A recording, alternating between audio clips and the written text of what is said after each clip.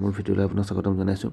মই কৈছিলোঁ যে আপোনালোকৰ প্ৰতিটো ভিডিঅ'তে 50টা বা 60টা বা 30টাকৈ MCQ থাকিব আৰু সেই অনুসৰি আৰু আজি প্ৰথমটো ভিডিঅ' আৰু এই ভিডিঅ'বিলাকত যিবিলাক প্ৰশ্ন থাকিব সেইবিলাক আপোনালোকৰ অসম চৰকাৰৰ যিকোনো পৰীক্ষা যেনে ADA হওক, আছাম পুলিচ হওক, ফৰেষ্ট হওক, আছাম পুলিচ SI হওক বা APSC হওক, সকলোতে এইবিলাক প্ৰশ্নৰ প্ৰয়োজন থাকে।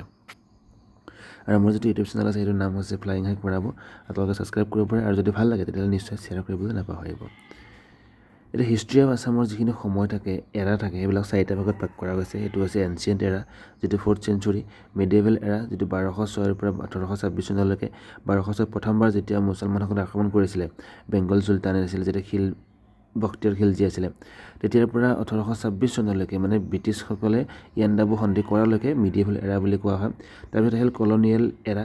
কলনিয়েল এৰাটো হ'ল ব্ৰিটিছসকলে যেতিয়া শাসন কৰিছিল তেতিয়া, যেনে 1826 চনৰ পৰা 1947 চনলৈকে। আৰু এটা পষ্ট কলনিয়েল এৰা, যিটো 1947 চনত আৰম্ভ হৈছিল আৰু বৰ্তমানলৈকে চলি আছে। এইটো হৈছে পষ্ট কলনিয়েল এৰা।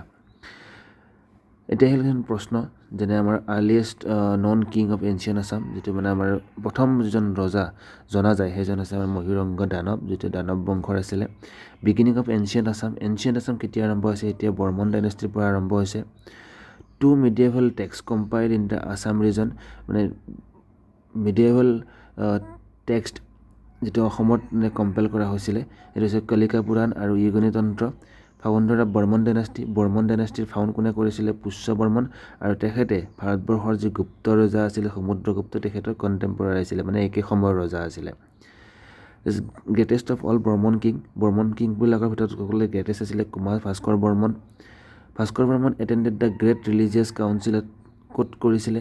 মানে তেখেতে ধৰ্মীয় সভা এখন এটেণ্ড কৰিছিলে, এইটো হৈছিলে কন্নৌজত হৈছিলে। তাৰপিছত মেজৰ ইণ্ডাষ্ট্ৰী ইন কামৰূপা। কামৰূপৰ ভাস্কৰ বৰ্মনৰ সময়ত কামৰূপৰ চবতকৈ ডাঙৰ ইণ্ডাষ্ট্ৰী কোনটো আছিলে? বট ইণ্ডাষ্ট্ৰী আছিলে।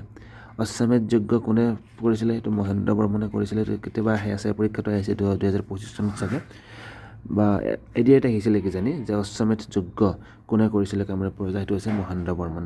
হিষ্ট্ৰিকেল একাউণ্ট আমাৰ বৰ্মন বংশৰ পৰাই আৰম্ভ হয়।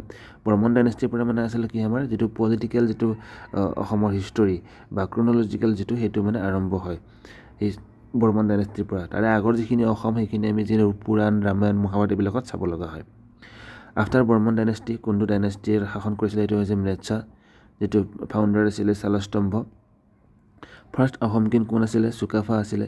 তেখেতে 1228 খ্ৰীষ্টাব্দত মংমাও পাটকাই মাউণ্টেইন ৰেঞ্জেদি পাৰ হৈ আহিছে। এতিয়া চুকাফা কোনটো পাছেদি পাৰ হৈ আহিলে বুলি কয়?